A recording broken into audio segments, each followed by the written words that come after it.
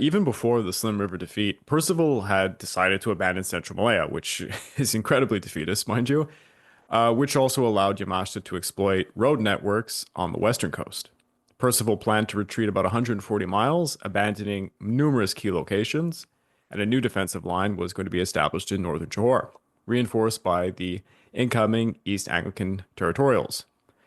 Now, this is bringing us up to General Bennett. By any chance, did you find anything on Bennett? Oh yeah, just checking if I was on mute. Yeah, he was a decorated soldier of the Anzacs. So he, like many of the senior officers, saw action, and his first piece of action in World War One, Gallipoli. So he That went through. sucks. Yeah, Well, God. to be fair, you were, and he was one of part of the first division, and he landed on Anzac Cove on 25th April 1915, and he led his battalion quite well, was forced to wounded in action during the campaign,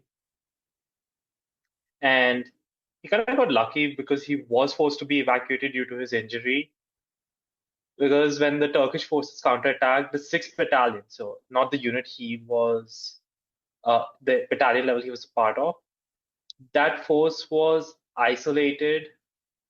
Sorry, he was appointed the second commander of the 6th Battalion. The men he took to the ridge during the landings at Anzac before his injury forced him to be evac.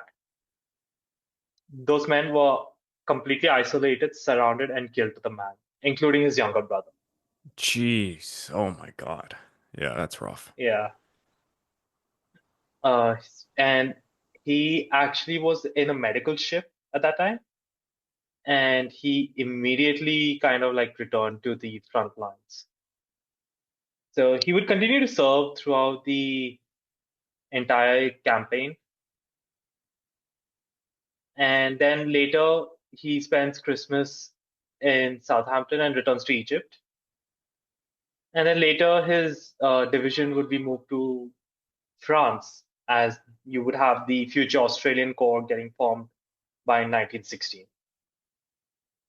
So he would continue to serve in the Western Theater, and he commanded a brigade on the Western Front, including leading them at battles of Boycott, Main Road, and Passchendaele in 1917. So did have some experience. He, unlike many other senior officers, he did not really have a full military life during the interwar period. He lived in Canterbury, and he actually was terminated from the AIF, the Australian Imperial Force. So that's the professional army of the Australians. He purchased a textile factory, and also he worked as a accountant and clothing manufacturer in New South Wales, Australia. But he did continue to serve in the militia. And he was the commander of the 9th Infantry Brigade of the Australian militia.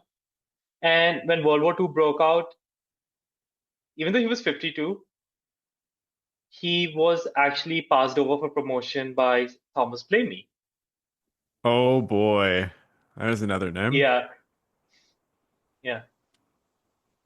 And it seems that the chief of the general staff, General Brundle White, actually opposed him because his temperament. So he was supposed to be a pretty aggressive guy, lacking the diplomatic tact, which actually I can see why you would pass over a guy at such a position for, Makes command. sense. Yeah, that makes sense. So he was given the command of the Volunteer Defense Corps, basically Australia's home guard.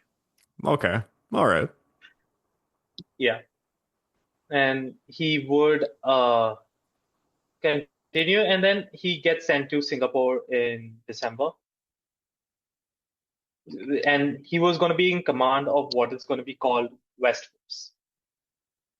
And I don't know if I think this is probably something that I do want to bring up in episode 5, but his aftermath of the campaign is quite a point of contention to this day.